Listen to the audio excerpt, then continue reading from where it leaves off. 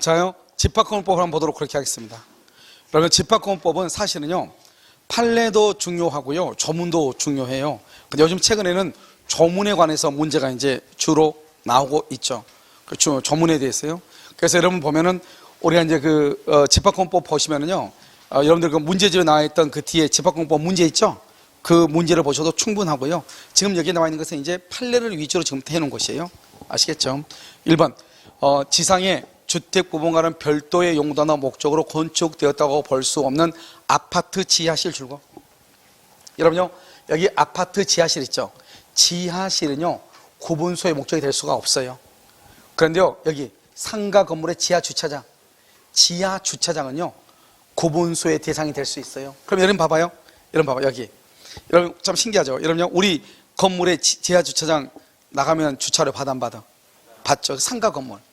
구분소의 대상이 된다. 근데 아파트 된다 안 된다? 안 되죠. 그래서 예전에요, 한번 얘기한 것 같은데, 저기 어디더라? 여기 안산 밑에, 수원 밑에, 동탄. 거기 어느 아파트에 있어요. 아파트가 너무 하자가 너무 많아가지고 도대체 이게요, 하자 보수를 해달라고 비용 계산이 안 되는 거예요. 그래서 시공사하고 이제 아파트 주민들하고 이게 뭐를 못하냐면, 우리 아파트가 하자가 너무 많다고 한 것을 소문을 낼 수가 없는 거예요. 왜? 가격이 떨어지니까. 그러니까 이 주민들이 담합을 해가지고 어떻게 하냐 했더니, 이 사람들이 뭐랬냐, 시공사에서 깨를 내가지고 아파트 지하 주차장 있죠? 여기에다가 우리가요, 자기네들이 이렇게 조그맣게 그 개인 사물함 같은 거 있죠? 창고 같은 거, 이런저런 걸 이렇게 넣을 수 있는 창고를 여기다 이렇게 쭉 이렇게 만들어주겠다는 거죠. 여기다 이렇게 창고를 이렇게 만들어주겠다는 거죠. 여기다 이렇게 지하 주차장에다가 그게 가능하느냐 이렇게 해서 합의를 본 거예요. 그래서 입주자 대표회의하고 시공사, 근데 시공사가 뭐라고 얘기했느냐, 여기에 대한 허가는 니네가 받아와라. 우리는 반드시 해준다. 니네가 허가만 받아오라는 거죠. 알겠죠? 이게 딱 합의서를 다 작성하고 난 다음에 거기에 있는 그 중개업자가요, 합의가 이렇게 됐다고 해가지고 좀 이상하다고 하면서 전화가 온 거예요. 가능하다, 가능하지 않다. 가능하지 않다 이 말이죠. 왜? 지하 주차장은 공용 부분이 아니다. 공용 부분에서 전유 구분소가 된다 안 된다? 안 돼. 구분소가 안 되기 때문에 아파트 지하 주차장에다가 창고를 만들어서 개인한테 줄 수 있다 없다? 없다 이 말이죠. 그것은 공용 부분이 되기 때문에 그렇다 이 말이죠. 알겠죠? 그러니까 그 사람들도요, 그 정도는 다 아니까 어떻게 했겠느냐, 입주자 대표회의가 가서 허가를 맡아라. 시청에 가가지고 그럼 우리는 무조건 만들어주겠다. 그래서 그걸로 손해배상 하는 걸 퉁치자 이렇게 했단 말이죠. 된다 안 된다? 안 되는 것이다 이 말이죠. 알겠죠? 그러면 이제 그쪽에서 이제요, 나중에 그럼 어떻게 하냐, 뭘 어떻게 해? 합의가 무효인 것이죠. 알겠죠? 왜? 불가능한 것을 합의했으니까 합의 자체가 무효인 거지 처음부터. 그리고 아파트를 분양하는 사람들은 적어도 그런 정도는 알고 있다 모르고 있다. 시공사는 알아 몰라? 알고 있으면서 했기 때문에. 알겠죠? 차라리 어떻게 보면요, 그 사람들이 더 기망행위가 성립될 수도 있는 거예요. 알겠죠? 그냥 분양 합의 자체가 효력이 없는 거죠. 다시 합의를 해야 되는 것이죠. 알겠죠? 자, 3번은요, 구분 소유자가 집합 건물의 공용 부분이죠. 공용 부분을 정당한 권한 없이 배타적으로 점유 사용. 그럼 뭐가 성립한다? 부당 이득이 성립한다. 부당 이득 이렇게. 그래서 이것은 여러분요, 반드시 알고 있어야 돼. 이번에요, 전원 합의체 판결이에요. 그 전에는 공용 부분을 배타적으로 점유 사용해도 공용 부분을 임대를 줄 수 있는 부분이 아니므로 부당이득 반환 의무가 발생하지 않는다고 했단 말이죠. 그런데 이번에요, 5월 18일에 나온 거죠 이게요. 알겠죠? 그래서 전원 합의체 판결로서 부당이득이 성립한다 이렇게. 그래서 시험에 나올 가능성이 아주 많은 것이죠. 알겠죠? 4번, 구분 건물이 물리적으로 완성되기 전이도 건축허가 신청이나 분양계약 등을 통하여 장래 신축되는 건물을 구분 건물로 하겠다는 줄고 구분 의사가 객관적으로 표시, 이것을 뭐란다? 구분행위라고 얘기하는 거예요. 그래서 여러분요, 봐요. 아파트는요, 처음부터 분양을 목적으로 하는 거잖아요. 개인이 소유하기 위한 것이 아니잖아요. 그래서 분양 목적이기 때문에 이것은 처음부터 아파트는 구분 소유 목적으로 건물을 짓는 것이다 이 말이죠. 따라서요, 5번 봐봐요. 건물이 객관적 물리적으로 완성이 되죠.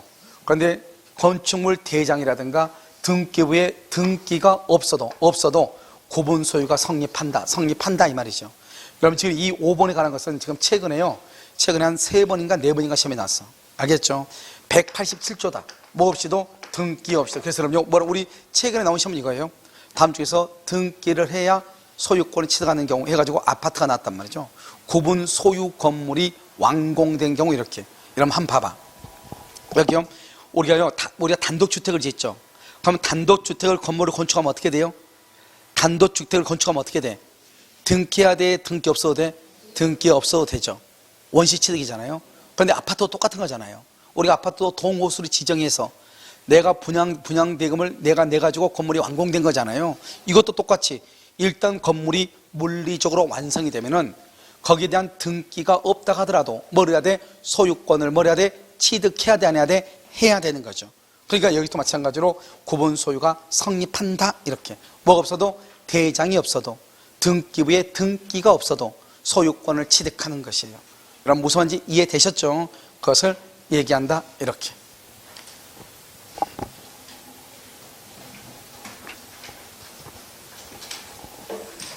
자, 그래서 정답 몇 번이죠? 5번이요. 자, 17번은요. 소유자가 기존 건물에 맞춰진 등기를 중축 건물의 현황과 맞춰 일동의 건물로 줄거봐. 여러분 이게 뭐죠? 건물 표시 변경이죠. 여러분 건물 표시 변경은 표시죠. 표시는 권리에 관한 것이 아니다? 아니죠. 권리는 뭐다? 갑구하고 을구죠. 그래서 표시 변경을 했다고 할지라도 이것은요, 구분 건물로 하려는 그 말이 아니네요. 지금 표시 변경 등기라면은 권리 변동이 일어난다, 일어나지 않는다? 일어나지 않고요. 자, 두 번째, 표시 변경 등기라는 것은 구분 건물로 하려는 의사로 볼 수가 없어요. 자, 이 말이 무슨 말인가 지금 봐. 여기 봐봐요. 1층 건물이 있어요. 100평이에요. 그럼 등기부가 어떻게 돼 있어요? 표제부가 1번 100평 이렇게 돼 있겠죠. 여기를 중축을 했어요. 중축을 해서요. 중축해서 30평을 중축을 했어요. 그런데 이 부분이 구조상, 이용상 독립성이 있어. 그럼 구조상, 이용상 독립성이 있으면 건물이 지금 몇 개가 되죠? 2개죠. 만약에 2개라고 싶으면 등기부를 하나 더 만들면 돼. 그래서 30평 이렇게 하나 더 만들면 돼. 이해됐죠? 그런데 표시 변경 등기를 했다고 하는 것은 하나를 더 만든 것이 아니고 여기 2번에서 130평 이렇게 등기했다는 거죠. 이해됐죠? 그럼 우리 1부동산 1등기죠. 하나의 건물이고 평수가 몇 평이죠? 130평이죠. 그러면 이 건물을 몇 개로 보겠다는 거다? 한 개로 보겠다 이 말이죠. 그래서 이걸 구분 건물로 한다? 2개로 보는 것이 아니다 이런 말이에요. 알겠죠? 그 다음에 2번, 집합 건물의 어느 부분이 전유인지 공용인지 여부는 어떻게 한다? 여러분요, 건축물 대장 줄고요, 등록된 시점을 기준으로 해. 그래서 우리가 맨 처음에 아파트가 완공이 되면 이제 분양을 해야 되겠죠. 그때 이제 할 때는 어떻게 한다? 처음부터 아파트를 이렇게 지을 때요, 이 부분은 노인정으로 한다, 이 부분은 독서실로 한다, 이 부분은 뭐로 한다, 이렇게 정하잖아요. 그래서 예를 들어서 헬스클럽을 한다, 또는 맨 밑에 층 같은 거 요즘은 다 수영장 같은 거 조금씩 다 있잖아요. 그런 것들은 다 처음부터 공용 부분으로 되어 있죠. 건축물 대장을 만들 때. 알겠죠? 자, 그럼 3번은요. 구분 건물에 관하여 구분 소유가 성립될 당시 객관적인 용도가 공용 부분인 건물 부분을 나중에 임의로 개조하는 등으로 이용 상황의 변경이나 집합 건축물 대장의 전유 부분으로 등록하고 보존 등기를 했다 할지라도 공용 부분이 전유 부분으로 되는 것은 아니에요. 왜요? 여기 봐봐. 2번 때문에 언제를 기준으로 한다? 전유냐 공용이냐는 것은 건축물 대장의 처음에 등록된 시점을 기준으로 하는 것이지, 나중에 임의로 개조해서 공용 부분을 전유 부분으로 만들었다고 해서 그것이 전유 부분이 될 수가 있다 없다? 없다. 그럼 어떻게 해야 돼요? 공용 부분이 전유 부분으로 되려면 어떻게 해야 돼요? 거기요 4분의 3 이상의 결의가 있어야 돼. 4분의 3 구분 소유자의 4분의 3 이상 및 의결권의 4분의 3 이상, 이것을 뭐라 한다? 공용 부분의 변경이다 이렇게 얘기해. 그래서 공용 부분의 변경이다 이렇게. 그래서 공용 부분을 변경을 할 때는 얼마의 동의가 있어야 돼? 4분의 3 이상의 동의가 있어야 돼. 5번, 전유 부분만에 관하여 설정된, 여러분 봐봐. 여기 우리가 이것은 몇 가지를 했냐, 이미 이것은 여러분요 많이 설명을 했던 것들이에요. 알겠죠? 그래서 지금 5번 같은 지문은 어디에서 나와요? 여기에서만 나오는 것이 아니고 우리가 저당권에서 항상 나오는 것이죠. 여기서 네 가지가 있다고 그랬죠. 뭐가 있어? 뭐 요역지, 그 다음에 뭐 전세금, 그 다음에 피담보 채권, 그 다음에 전유 부분 이렇게 나온다고 그랬죠. 이 전유 부분은 주된 권리죠. 종된 권리는 뭐가 있어요? 대지권 또는 대지 사용권이 있고, 채권이 있고, 저당권이 있고, 전세금이 있고, 전세권이 있고, 요역지가 있고, 지역권이 이렇게 있잖아요. 그러면 여기를 뭐라 한다? 여기를 무슨 권리라고 한다? 주된 권리라고 하고, 주된 권리, 이것을 뭐라고 한다? 종된 권리다 이렇게 얘기하죠. 이 종된 권리는 주된 권리하고 분리 양도가 된다 안 된다? 안 되는 거죠. 그래서 대지권 또는 대지 사용권은 전유 부분하고 분리할 수 없다 이 말이죠.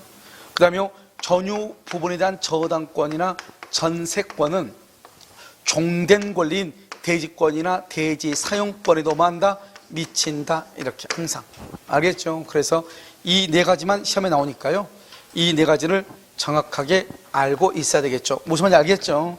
자, 그러면 한번 보시면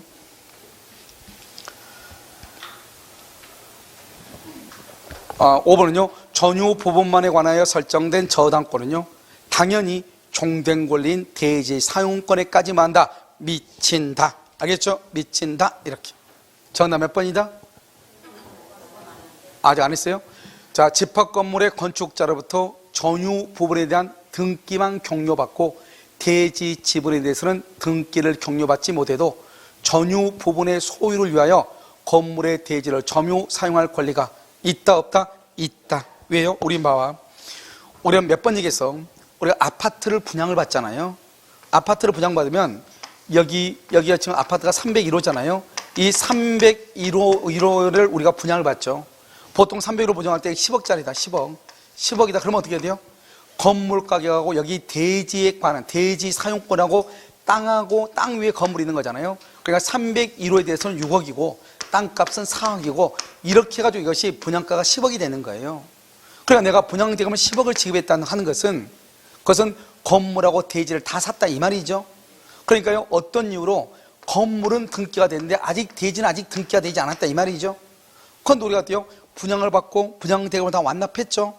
그러면 등기가 되어 있으면 이것을 우리는 법률상 소유자다 이렇게 얘기하고, 다 지급하고 돈을 지급하지 않았죠. 대금을 다 지급했는데 아직 등기가 없다. 이것을 뭐라 한다? 실질적 소유. 그 다음에 또 뭐라 한다? 사실상 소유다 이렇게 얘기하는 거죠. 결국요 301호를 위해서 대지를 사용할 권리가 있다 없다? 있다. 알겠죠? 그래서 여기 보면 아직 대지에 대해서 등기를 경료받지 못했어도 전유 부분의 소유를 위해서 건물의 대지를 점유 사용할 권리가 있다 없다? 있다 이렇게. 알겠죠? 있다. 틀린 것은 몇 번이다?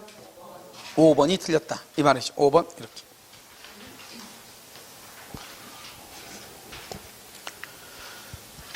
자, 18번은요 구분 건물이 순차로 양도가 되죠. 특별승계일은 이전 구분수요자들의 채무를 어떻게요? 중첩적으로 인수한다 이렇게 되어 있죠. 중첩적으로. 자요 여러분요 여기 우리가 체납관리비죠. 체납관리비가 있었는데 이런 관리비에는 희한하게 뭐가 있다고 그랬죠? 전유 부분에 대한 체납관리비하고요, 그 다음에 공용 부분에 대한 체납관리비하고 연체료하고 이렇게 세 가지가 있다고 그랬죠. 그럼 만약에 여기요 이 갑이라는 사람이 이것을 을한테 팔고 을이 또 이것을 병한테 팔았는데 갑도 관리비를 안 내고 을도 안 내고 그래서 병이 지금 현재 병이 소유자다 이 말이죠. 그러면 이 관리비는 누가 내는 게 원칙이죠? 갑이 내는 게 원칙이고 을이 내는 게 원칙이죠.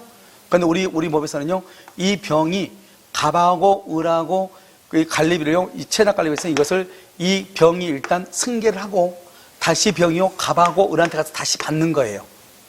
그 말은 무슨 말이죠? 관리비를 내지 않고 집을 아파트를 판 사람은 관리비에 대한 채무가 없어지는 것이 아니다. 이게 됐죠 지금? 그러니까요 갑도 책임을 지고 을은 을의 걸 책임지고, 그러면 병은요 자기 것만 책임지면 되는데 이 두 사람은 지금 이미 이사가고 없잖아요. 그러니까 법에 의해서 일단 너가 책임을 지고 갑하고 을한테 가서 받아라 이 말이지. 그러니까 결국 이 관리비에 대해서는 세 사람이 다 책임을 진다. 그것을 뭐라고 표현한다? 중첩적으로 인수한다 이렇게 얘기해.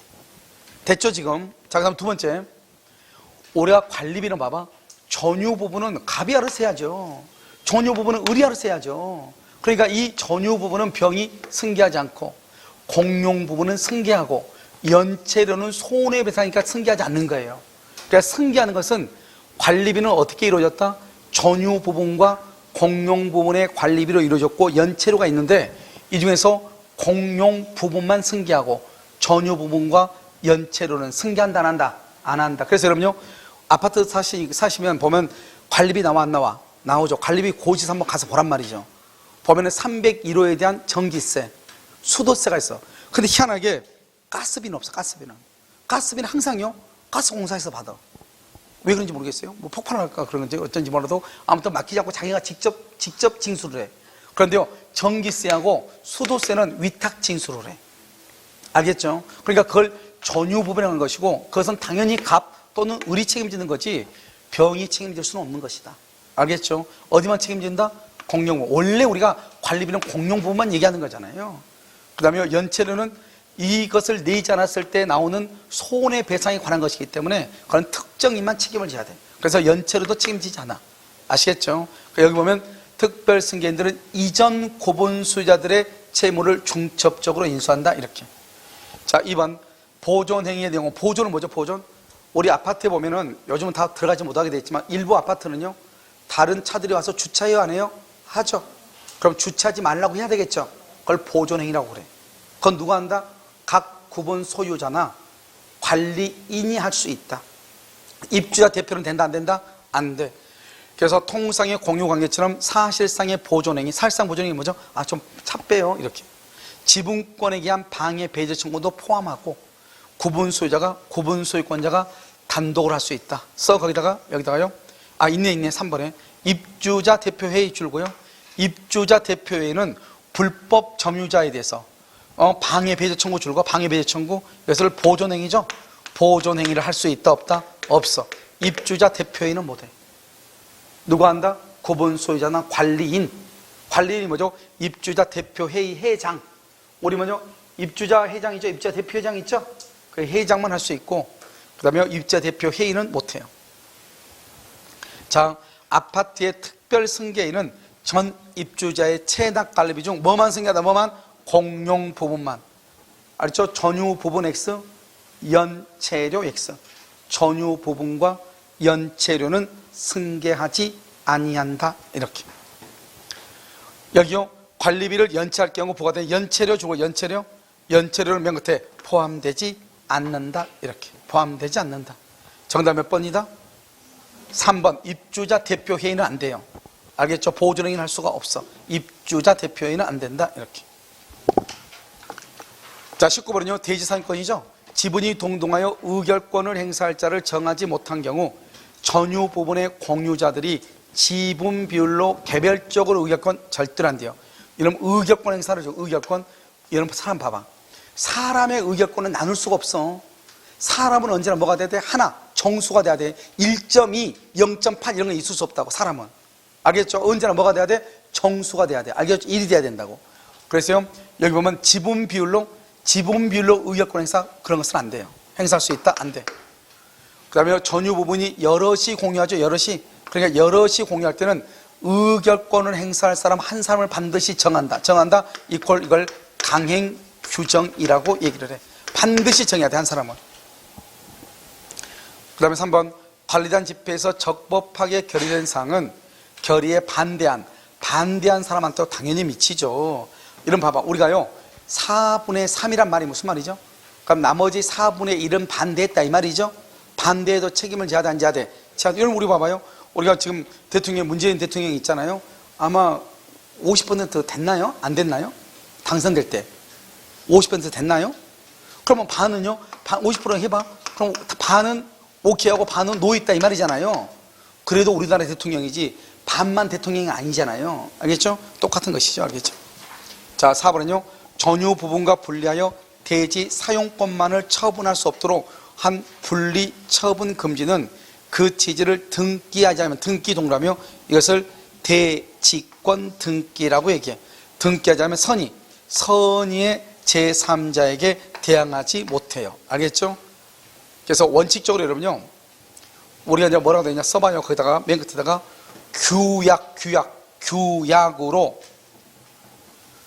전유 부분과 대지 사용권을 규약으로 전유 부분과 대지 사용권을 분리 처분할 수 있다. 규약으로 분리 처분해. 그러면 골치 아프죠? 여러분 생각 한번 해봐요. 땅 주인하고 건물주가 다르다는 거잖아요. 그럼 골치 아픈 거 아니에요? 그럼 어떻게 해야 돼요? 분리 처분을 못하게 해야 되겠죠. 그걸 뭐란다? 대지권 등기다 이렇게. 그러면 어떻게 분리 처분을 못하게 하죠? 대지권 등기를 어떻게 하는 거죠? 여러분요 아파트 있죠? 301호죠. 301호 등기부를 보면 뭐라고 나왔죠? 표제부가 있죠. 표제부가 있고 뭐가 있죠? 갑구가 있고 그 다음에 울구가 이렇게 있잖아요. 301호요. 그럼 301호는 뭐죠? 건물이죠. 그럼 건물에 대해서만 등기를 해야 되죠. 그런데 여러분요 아파트 301호 표제부 등기부에 여기 뭐라고 돼 있어요? 여기 대지권의 종류와 비율하고 대산돼 있어. 되어 있죠. 알겠죠? 그래서 대지권은 여기요 대지권에 관한 등기를 땅이죠. 땅에 관한 등기를 건물 등기부에다 한다 이 말이죠. 그럼 우리가 소유권이 넘어갈 때는 뭐가 넘어간다? 갑구가 넘어가죠. 갑구가 1번 A에서 2번 B에서 3번 C로 이렇게 넘어가죠. C가 집을 샀더니 딱 봤더니 301호야 등기부가. 그런데 등기부 표제로 봤더니 여기가 땅에 대한 등기가 돼 있어. 그러니까 이 사람은 건물을 사게 되면 동시에 모두 같이 사게 된다. 땅도 같이 사게 돼. 그러니까 대지하고 건물을 따로따로 사고 팔고 할 수 있다 없다? 없다. 그것을 대지권 등기라고 해. 그런데 만약에 여기요 대지권 등기가 되어 있지 않는 건물이 있죠. 그럼 이 사람은 건물만 샀다는 증거가 되는 거죠. 그러면 땅은요 다른 사람이 샀다는 것이 되죠. 그래서 뭐라고 얘기한다? 내가 방금 얘기했죠. 규약으로 분리 처분할 수가 있다. 따로따로 처분할 수가 있다 이 말이죠. 전유 부분하고 대지 사용권을. 그럼 어떻게 돼요? 건물을 산 사람은 건물을 사용하기 위해서 땅을 이용해야 되는데 필수적으로 땅에 대한 권리가 없으니까 건물도 이용할 수가 있어 없어? 없죠. 이런 문제점이 발생하죠. 그러니까 그런 문제점이 발생하지 않으려면 토지하고 건물을 같은 사람한테 사고 팔고 하면 되죠. 그 같은 사람에게 사고 팔고 할 수 있게 하는 제도가 바로 뭐다? 대지권 등기라고 하는 거예요. 아시겠죠? 그래서 대지권에 관한 것은 어디에다 등기한다? 건물 등기부 표제부에다 하는 것이다. 자, 그 다음에 5번은 건물에 대하여 구분 소유 관계가 성립하면 구분 소유자 전원을 구성원으로 하여 구성원으로 줄고 구분 소유자 전원을 구성원으로 하여 관리단이 설립할 수 있다. 그러면 안 돼. 뭐가 된다? 설립된다. 그래야지. 설립할 수 있다. 그러면 안 돼. 된다. 그래, 된다. 알죠? 설립된다. 이렇게. 정답 몇 번이다? 몇 번? 1번. 이렇게. 자, 20번은요. 수분양자로서 분양대금을 완납했음에도 분양자 측의 사정으로 봐봐. 중요한 키워드가 뭐죠? 분양대금을 완납했다잖아요. 그런데 분양자 측의 사정으로 아직 등기를 받지 못해. 등기를. 그러면 법률상 소유자는 아니지만 무슨 소유자다? 사실상 소유자다. 사실상 소유. 그래서 의결권을 말할 수 있다. 행사할 수 있다. 1번 틀렸죠? 없다. 2번 관리단은요 좀 가운데 봐봐. 규약이 존재하지 않더라도 공용 부분에 대한 관리비는 지분의 비율로 말할 수 있다. 청구를 할 수 있다. 왜요? 우리 봐봐요. 권리와 의무죠. 권리와 의무는 지분 비율에 따른다. 지분 비율은 뭐죠? 전유 부분 면적 비율이죠. 전유 부분 면적. 그래서 어떻게 해요?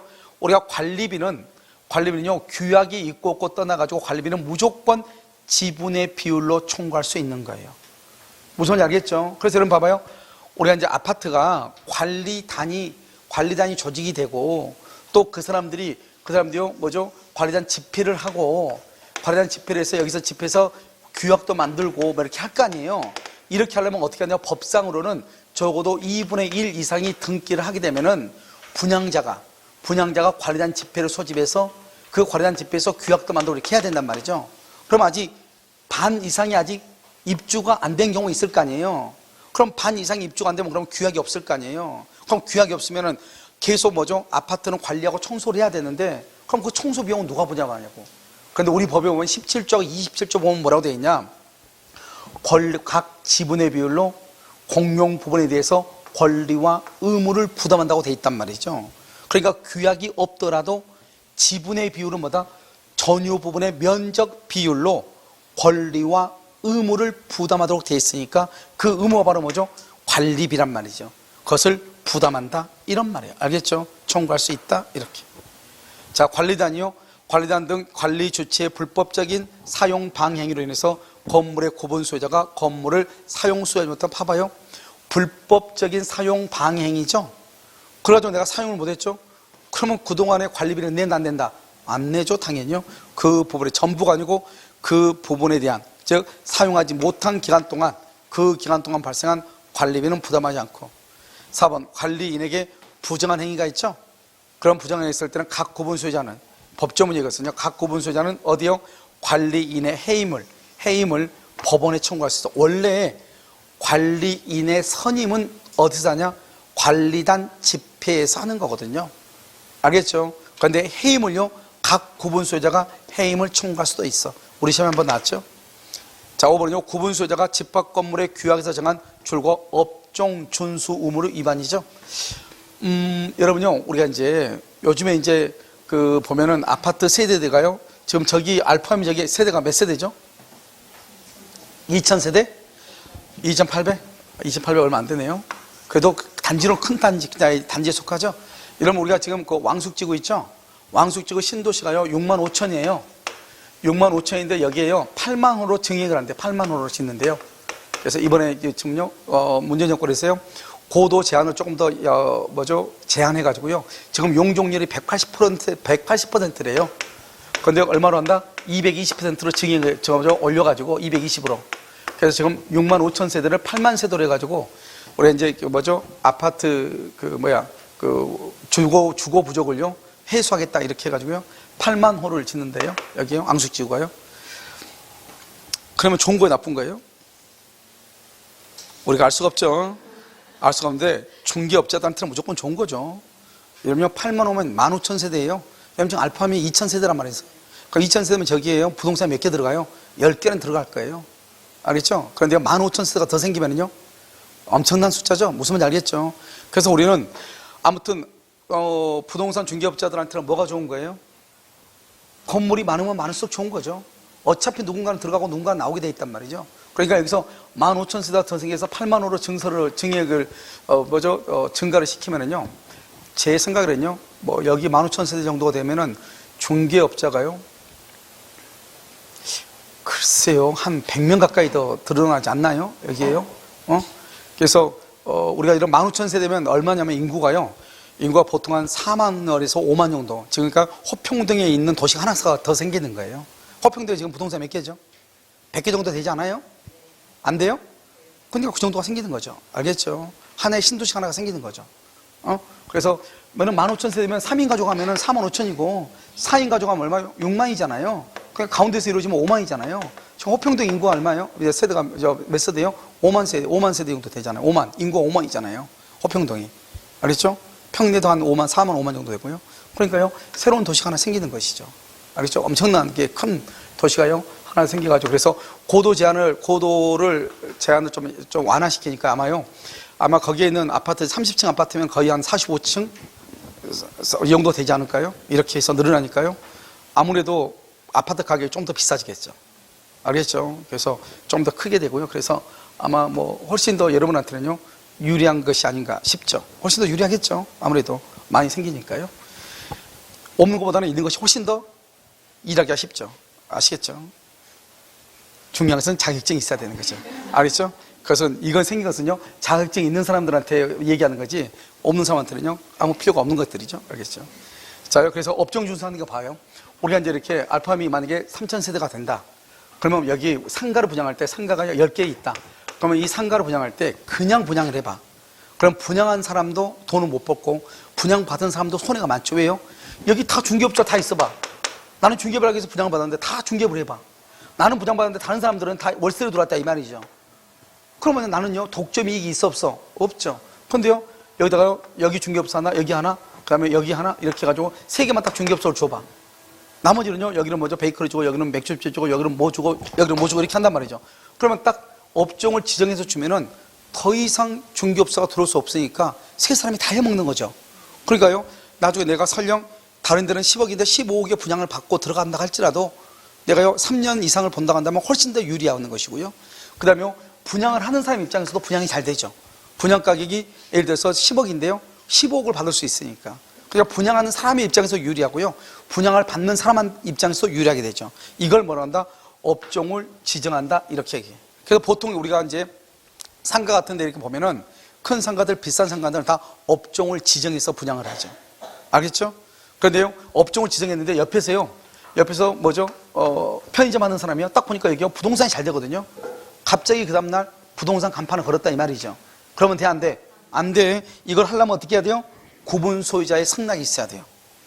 알겠죠? 근데 해준다, 안 해준다? 안 해주죠. 그러면 계속 하죠. 그럼 어떻게 해야 돼요? 일단 단전, 전기 끊어, 단수, 물 끊어버려. 전기 물 끊어버린다, 이 말이죠. 알겠죠? 그래서 영업을 못하게끔. 그래서 이것을 위반할 경우는 단전, 단수한다. 그러면 이런 것은 무효라고 볼 수 있다, 없다? 없다. 알겠죠? 유효이다, 이 말이에요. 무슨 말인지 아시겠죠? 그래서 그래서 여러분들이 나중에 상가를 들어갈 때는 업종이 지정되어 있는 상가를 들어간 것이 훨씬 더 유리해요. 단기적으로 보면은 좀 부담이 되죠. 근데 실제로 장기적으로 보면 훨씬 더 유리한 것이에요. 알죠? 내가요, 독점 이익을 내가 보장받는 것이니까. 이해되셨죠? 그래서 그건 차이가 있는 것이다, 이렇게. 정답 몇 번이다? 1번, 이렇게. 자, 21번은요, 하자 보수에 관한, 이런 말을 봐, 말을. 이게 봐봐요. 여기 하자 보수하면 손해배상 청구권이죠. 즉이란 말이에요. 즉이란 말이 뭐죠? 항상 이퀄, 이 말이죠.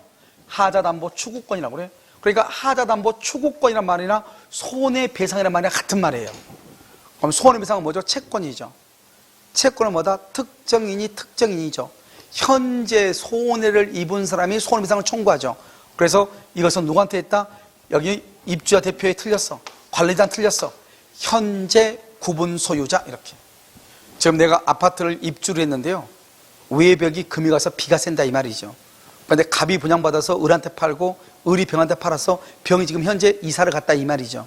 그런데 지금 오늘 현재요, 장마가 져가지고 비가 들어오기 시작해가지고 벽지가 다 젖었다, 이 말이죠. 그럼 어때요? 피해를 입었죠? 그럼 손해배상은 맨 최초에 분양을 받은 사람이 손해배상을 청구해요? 지금 현재 살고 있는 사람이 손해배상을 청구해요? 현재 구분 소유자. 2번, 공동주택의 현재 입주자와, 여기 줄거 현재 입주자, 구분 소유자죠? 입주자 대표회의, 그 다음에 관리 주체. 이걸 합해서, 이 관리 주체가 뭐죠? 관리 주체, 현재요, 이것을 입주자 대표회의 등이라고 그래. 말을 봐봐, 말을. 여기는요, 하자 보수 청구해. 뭐라고? 여기 봐봐. 하자 담보 추구하고 하자 보수가 다르잖아요. 하자 보수는 뭐죠? 수리해달라, 이 말이잖아요. 그럼 이런 손해배상은 내가 청구해야 되죠. 현재 구분 소유자가. 그런데 하자 보수는, 수리는 내가 해달라고 해야죠. 원칙적으로. 내가 뭐죠? 입주자, 현재 입주자. 근데 내가 해달라고 하면 해줘, 안 해줘? 잘 안 오죠. 그러니까 뭐가 한다? 입주자 대표회의 회장이 가는 게 훨씬 더 낫겠죠. 또는 관리업체 관리인이 보통, 이런 우리가 아파트 처음에 분양받아서 가면은 다 어디다가 하자가 생겨 어디다가 전화하죠? 관리 사무실에 다 전화해야 안 해요? 하죠. 그걸 얘기하죠. 그 사람들을 합해서 입주자 대표회의 등이라고 하는 거예요. 수리는 아무래도 그 사람들이 말하는 게 더 낫죠. 됐죠? 그럼 봐봐. 여기 보면 손해배상 청구권을 하자담보 추구권이라고 하고, 그 다음에 수리하는 것을 하자 보수 청구란 말이죠. 하자 보수 청구는 입주자 대표회의 등이 할 수 있는데, 여기요, 하자담보 추구권, 손해배상은 누가 한다? 현재 구분 소유자. 아시겠죠? 차이가 있는 거라고. 그 다음에 3번은요, 하자 보수에 가름한 손해배상 청구권은 10년의 소멸시효에 걸려. 10년의 소멸시효. 언제부터 10년이다? 언제부터? 각각의 하자가 발생할 때부터. 지금 봐봐요. 여기 봐봐. 건물이 내가 지금 301호예요. 301호가 있는데요. 여기가 외벽이란 말이에요. 외벽인데 봐요. 여기 이 부분이요. 여기 이 부분이 금이 가가지고 2월 1일 날요, 여기 벽지를 다시 다 발랐어. 그런데 또요, 가만히 있다가 여기요, 7월 1일 날요, 장마지니까 또 여기서 또 비가 들어와서 또 벽지를 다시 발랐단 말이죠. 그러면 여기 2월 1일 날 발생한 손해배상은 2월 1일부터 10년의 소멸시효가 진행하고, 7월 1일 것은 7월 1일 이후부터 소멸시효가 별도로 진행하는 거예요. 그러니까 어떻게 한다? 여기서 뭐 보면은 하자가 발생한 시점부터 별도로 진행을 하는 거예요. 아시겠죠? 별도로 이렇게. 몇 년이다? 10년. 그래서 이것은 시험에 잘 나와. 일괄해서 그러면 큰일 나. 하자가 종료한 때부터 진행한다 그러면 큰일 나. 각각의 하자가 발생할 때부터 별도로 진행하는 거예요. 아시겠죠? 자, 4번. 수분양자는 집합 건물의 완공 후에도 분양 목적물의 하자로 인하여 줄고 목적을 달성할 수 없을 때 해제할 수 있다. 이렇게. 참 재밌는 말이죠. 여러분요, 우리가 도급이죠. 도급에서는 하자가 있어도 아무리 하자가 중요해도 해제 못해요. 그러니까 여러분요, 아주 유명한 게 뭐냐면 저기 서울에요, 고시촌 있죠? 거기에 지금은 이제 대학동으로 바뀌었는데 옛날에 거기가 신림구동 고시촌이었단 말이죠. 거기 보면 관악청소년회관이라고 하는 것이 있어요. 그 관악청소년회관이 내일 있잖아요. 내일 서울시장 데려와가지고 서울시장도 오고 그래서 준공식인가 하기로 돼 있는데요. 하루 전날 비가 왔는데 있잖아요. 여기 밑에 지하 주차장 뿐만 아니고 1층까지 다 그냥 물이 잠겨버렸어요. 비가 왔는데 그냥 여기 이음새가 다 아무것도 마무리 공사가 안 돼가지고 비가 그냥 바로 그냥 새가지고. 알겠죠? 그랬는데 이게 난리가 났죠. TV 나오고 막 난리가 났었죠. 준공식도 못하고. 그런데 그럼 이거 어떡하냐? 이 도급 계약을 해지할 수 있는가? 하자가 있어도 못한다니까. 도급에서는 하자가 있어도 계약을 해지를 못해. 그러나 여러분요, 건축업자 잘못 만나면 폐가 망신하는 거예요. 알겠죠? 그 계약이요, 건축업자한테 도급을 맡겼는데 그 사람이 건물을 잘못 지어줬잖아요. 그래서 계약 해지 못하는 거예요. 건물이 완공돼 버리면. 알겠죠? 그러니까 비양심적인 건축업자 만난다. 그럼 평생 땜질하고 하다가 그냥 끝나는 것이죠. 알겠죠? 그런데요, 아파트는 봐봐. 아파트 내가 분양을 받죠. 원래 우리는 아파트는 어때요? 우리나라만 선분양해가지고 후시공이지 다른 나라는 다 먼저 선시공이죠. 그러니까요, 아파트 같은 경우로 먼저 자기가 원칙적으로 어떻게 하죠? 건물을 지어놓고 나서 나한테 파는 거죠. 여러분, 물건 있죠? 이마트 가서 만들어진 물건 샀어. 하자가 있어. 다시 바꿔달라고 해야 안 해요? 하죠. 환불해야 안 해요? 하죠. 똑같다고 보시면 돼. 아파트도 비록 우리나라는 좀 잘못돼가지고 시공자, 분양자가 먼저 건물을 다 만들어 놓고 선시공, 후 분양이 원칙이란 말이죠. 전 세계에서 특이하게 우리나라만 선시공, 후 분양이죠. 아니, 선분양, 후시공이죠. 하지만 이건 뭐냐? 내가요, 원칙적으로 이것은 먼저 시공사, 분양자가 건물을 만들어 놓고 그 건물을 내가 사는 거나 마찬가지인 거예요. 그러니까 만약에 건물에 하자가 있다. 그러면 나는 분양계약을 뭐 할 수 있다? 해제할 수 있다. 알겠죠? 이게 바로 도급하고 다른 거예요. 알겠죠? 도급에서는 해제를 못해요. 알겠죠? 근데 여기서는 해제할 수 있다. 그래서 아파트라든가 빌라 지었는데 도저히 거기서 살 수가 없다. 그러면은 해제할 수는 있대요. 그런데요, 그 건축업자 잡아가지고 목을 비틀어도 돈이 나와 안 나와? 이게 문제가 있는 거죠, 우리나라에. 알겠죠? 그러니까 먼저 처음부터 그래서 지금 우리나라가 주장하고 있는 게 바로 선시공이죠. 그런데 우리나라 건축업자들이 선시공 해놓으면요, 그 아파트를 지을 만한 능력이 있는 그런 회사들이 거의 있다 없다? 없겠죠. 그럼 어떻게 돼요? 아파트 공급이 떨어지겠죠. 떨어지면 어떻게 돼요? 아파트 가격이 폭등을 하겠죠. 이걸 이러지도 못하고 저러지도 못하는 거예요. 일단 우리나라는 어떻게 돼요? 건물이 많이 있어야 되는 거예요. 그래야만이 아파트 가격이 조금이라도 어때요? 떨어지는 거예요. 그러니까 우리나라는 선시공을 하고 싶은데 하지는 못하는 거예요. 무슨 말인지 알겠죠? 지금 여러분 봐봐요. 왕숙지구도 원래는 용적률 180% 해가지고 6만 5천 가구가 공급 예정인데 이번에요 220%로 올려가지고 8만 호를 공급한다잖아요. 무슨 말인지 알겠죠? 그러니까 그렇게 해가지고 우리나라는 아파트 공급률을 높여야 되기 때문에 선시공을 만약 선시공 한다고 하면 어때요? 할 수 있는 아파트 회사들이 몇 개나 돼요? 아마 몇 개 안 될 거예요. 알겠죠? 우리나라요. 그렇다고 한다면 1년에 공급되는 아파트 공급량이요 몇만 호가 안 되기 때문에 여러분들이 아파트를 살려면요 평생 못 살 수 있어요. 알겠죠? 그래서 그나마요 선시공을 하고 있는데 아무튼 모순과 어떤 정상적인 그 상태에서요 아무튼 이게요 지금 과도기를 겪고 있는 것이죠. 어느 정도 이제 아파트가 공급량이 일정하게 돼가지고 그 주택 공급률이 어느 정도 안정을 차지하면 그때는 어떻게 되겠죠? 선시공 후부장으로 가겠죠. 그런데 아직은 그게 된다 안 된다? 안 되고 있을 뿐이다 이 말이죠. 우선 이해됐죠 지금? 그래서 지금 여기 보면 원칙은 분양을 받은 목적물에 하자가 있으면 분양계약을 말 수 있다. 해제할 수 있다. 아직까지 해제한 사람이 있다 없다? 없다. 알죠? 이렇게 문제다. 5번요. 임대 후 분양 전환이죠. 참 이런 봐봐요. 우리는 보면 담보 책임은 주요 구조부는 10년이에요. 그러니까 여러분 뭐 아파트 분양받으면은 10년 동안에 시공사가요 책임을 지는 거잖아요. 그러면 언제부터냐 봐봐. 우리가 전유 부분이 있고요. 전유 부분이 있고 공용 부분이 있고 두 가지가 있거든요. 전유 부분은 언제요? 최초 인도 시부터 10년이에요. 여러분 봐봐. 가장 문제가 뭐냐? 임대 아파트죠. 우리가 보면 그 부영 있죠, 부영 있잖아. 부영 아파트가 보면 임대 아파트들이죠. 그 임대 아파트가 지금 뭐죠? 10년 임대 후 분양이잖아요. 그러면 10년 임대 후 분양이면 최초 인도시가 있고요. 여기 분양받은 분양시가 있잖아요.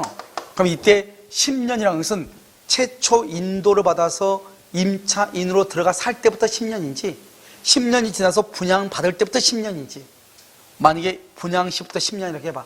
그럼 부용아파트는 모두에서 몇 년간 책임을 져야 돼? 20년. 말이 돼? 안 돼? 안 되죠? 그래서 최초 임차인으로서 최초 인도시부터 10년이다. 그런데 공용 부분은요, 복도, 계단, 엘리베이터, 특히 엘리베이터죠? 엘리베이터 같은 것은 뭐다? 우리가 사용 승인일, 임시 사용 또는 사용 승인 받을 때부터 몇 년이다? 10년이다. 그런데요, 2년 전에 우리 시험에 뭐라고 나왔냐? 전유 부분은 사용 승인을 받을 때부터 10년이다. 이렇게 나왔어. 알겠죠? OX, X죠. 이건 사용 승인은 공용 부분에 가는 것이고 전유 부분은 인도시고 무슨 말인지 알겠죠? 지금 이것을 구분을 해야 된다. 이렇게. 그래서 여기 보면 임대 후 분양 전환된 집합 건물의 경우에도 분양 전환된 시점이 아닌 언제부터다? 집합 건물을 줄고 인도받은 시점부터 10년이다. 주요 구조부. 알죠? 분양 전환 시점이 아니고 최초 인도받은 시점부터 몇 년이다? 10년이다. 이렇게. 정답 몇 번이다? 1번. 이렇게. 자, 22번 틀린 것은요. 분양 전환된 임대 아파트죠? 언제다? 최초 임차인에게 인도. 최초 인도 시부터 몇 년? 10년. 2번. 구분 소유자는 집회의 소집 절차나 결의 방법이 법령 또는 규약에 위반되거나 현저하게 불공정할 때는 이건 법조문이에요.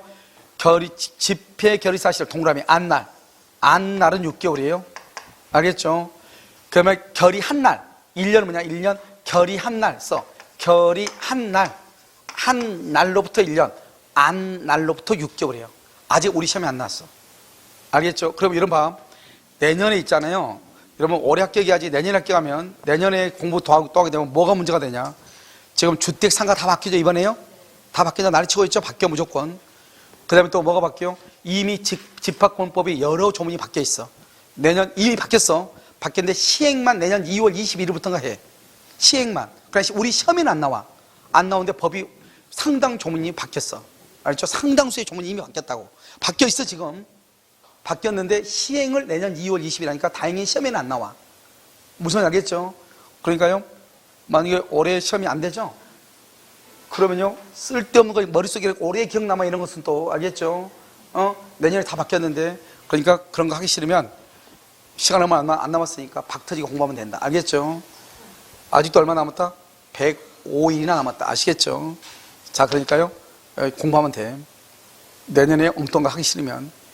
자, 5번은요. 하나의 단지 내에 있는 여러 동의 건물을 전부를 일괄하여 재건축하죠. 그러니까 재건축 결의 요건을 어떻게 한다? 각각의 건물마다 5분의 4. 각각의 건물마다. 단지 1단지 2단지가 있죠. 1단지 5분의 4가 아니고 각각의 동마다 5분의 4다. 자, 우리 구조의 담보 책임이죠. 이런 것은 우리가 기본 아니에요.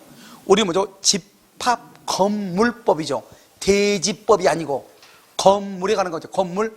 그래서 우리가 구조의 하자는 건축상 하자에 가는 거죠. 당연히. 여기요 대지 부분의 권리상 하자가 아니고, 알겠죠? 우리가 집합 건물이잖아요. 건물의 소유 및 그렇게 돼 있죠. 관리에 관한 법률이죠. 그러니까 건물의 하자지 대지의 하자가 아니다 이 말이죠. 자, 5번은요. 집합 건물의 구분 소유자가 집합 건물의 사용 검사일 또는 사용 승인을 후에 발생한 하자에 대하여 구 집합 건물의 소유 및 관리에 관한 법률 구조 제1항에 따른 하자 담보 추구권을 뭐 할 수 있다? 행사할 수 있다. OX. 지금 여기 보면 집합 건물의 구분 소유자가 집합 건물의 사용 검사일 또는 사용 승인일 후에 발생한 하자에 대하여 집합건물 구라고 하는 것은 꼭 쓸 필요 없어. 그냥 집합건물법이에요. 알겠죠? 1학년 때는 하자담보 추구권을 행사할 수가 있어요? 없어요? 있다. 알겠죠? 지금 여기 뭐죠? 집합건물의 구분 소유자, 현재 소유자 이 말이잖아요. 사용검사 사용 승인일부터 몇 년 이내? 10년. 알겠죠? 10년 이내. 알겠죠? 이렇게. 그래서 5번은 뭐 중요한 것은 아닌데 조문이요. 문제 판례를요. 5개를 하다 보니까요. 그래서 여기 지금 집합건물은 좀 마땅치 않아 가지고 몇 개 가져가요. 이것도 법조문이에요. 법조문. 알겠죠? 법조문이 들어가 있는 경우가 있다. 정답 몇 번이다? 2번 이렇게. 자, 23번 재건축이죠. 재건축 결의는 서면 결의로 가능해요. 서면 결의하면 관리단 지표를 소지할 필요가 없어요. 재건축 결의는 얼마라고? 5분의 4. 자, 2번요. 재건축 결의 내용을 변경할 때도요. 마찬가지로 5분의 4 이상의 결의가 필요하고요. 3번에요. 재건축 비용의 분담에 관한 사항, 비용 분담. 이게 가장 중요하죠. 여러분요, 내가요. 재건축을 하면은 돈이 있는 사람은 재건축을 좋아하죠. 그런데 돈이 없는 사람은요. 내가 재건축을 하게 되면 어떻게 해요? 내가 만약에 조합원이면 재건축할 때 보통 한 35평 또는 40평짜리 아파트를 내가 받는단 말이죠. 그럼 여기서 다 이게 내 게 아니잖아요. 내가 부담하는 부담금이 있어 없어? 있죠. 이게 만약에 3억 정도 된다고 해봐. 그러면 3억에 대한 이자가 한 달에 110만 원이라고 해봐. 그럼 110만 원 이자를 내가 부담할 수 있는 능력이 돼야 되잖아요. 그런데 내가 그런 능력이 안 되면은 나는 이 아파트에서 그냥 사는 게 낫잖아요. 그러면 내가 찬성하겠어? 노하겠어? 노하겠죠. 그걸 판단하려면 어떻게 해야 돼요? 비용 분담에 관한 사항이 가장 중요하죠. 내가 얼마의 비용을 분담할 것인가 이 말이죠. 그래서요, 이것이 재건축 실행 단계에서 다시 비용 분담에 관한 협의를 하지 않아도 될 정도로 기준을 정해야 돼. 그래, 이때는요, 말만 그렇지, 이때는 모든 비용을 최하로 잡아. 왜요? 만약에 최고로 잡으면요, 예산다, 노한다. 다 노하죠. 그냥 최하로 일단 잡아. 그러고 난 다음에 이제 중간중간에 추진하면서 계속 비용이 더 붙는 거죠. 무슨 말인지 알겠죠? 그게 이제 우리나라의 재건축의 문제이죠. 자, 4번요. 참가 여부의 촉구를 받은 구분 소유자가, 여기 봐봐요. 우리가 재건축 결의를 하죠. 결의라면 여기 불참자가 있죠.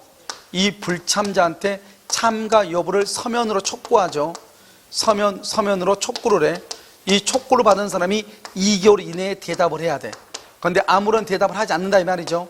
그러면 참가다, 참가, 거절이다. 참가, 거절로 봐. 이게 가장 중요해. 참가, 거절로 보지. 참가한 것을 본다. 참가한 것을 본다. 그러면 큰일 나. 참가, 거절로 본다 이 말이죠. 여기서는 가장 중요한 게 여기에요. 재건축 결의가 정족수를 충족해야죠. 봐봐. 여기 적법하게 결의가 5분의 4의 결의가 돼가지고 불참자가 있죠. 그러면 아무 말 없으면 참가, 거절하죠. 그러면 이 참가, 거절한 사람은 어떻게 해야 돼요? 그 집에서 계속 살아야 돼요? 나가야 돼요? 나가야지. 철거할 거 아니야. 나가야 뭘 한다? 건물을 철거할 거 아니에요. 그럼 그냥 나가야 돼요? 팔고 나가야죠. 그것을 매도 청구라고 그래. 매도 청구. 이걸 뭐라 한다? 매도 청구를 행사한다. 이렇게 얘기해. 그런데 이 매도 청구는요, 재건축 결의가 적법해야 매도 청구가 돼. 이런 절차니까. 그런데 만약에 재건축 결의가 적법하지 않다. 그러면은 매도 청구를 할 수 있다, 없다? 없다. 이 말이죠. 그래서 할 수 없다. 이렇게. 정답 몇 번이다? 4번. 이렇게. 자, 다음에는요, 가득이 담보인데요. 잠깐 쉬었다가요, 가득이 담보 보도록 그렇게 하겠습니다.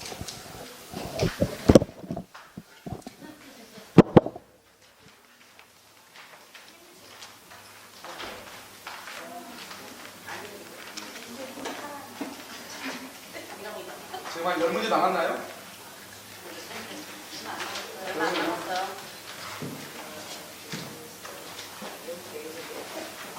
아니요,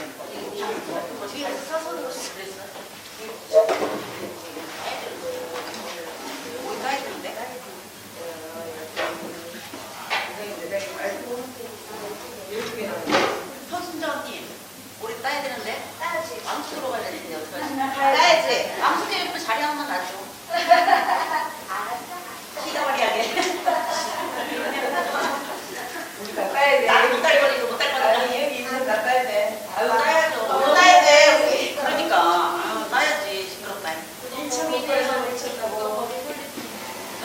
기다려봐, 내가 볼수 있을 때.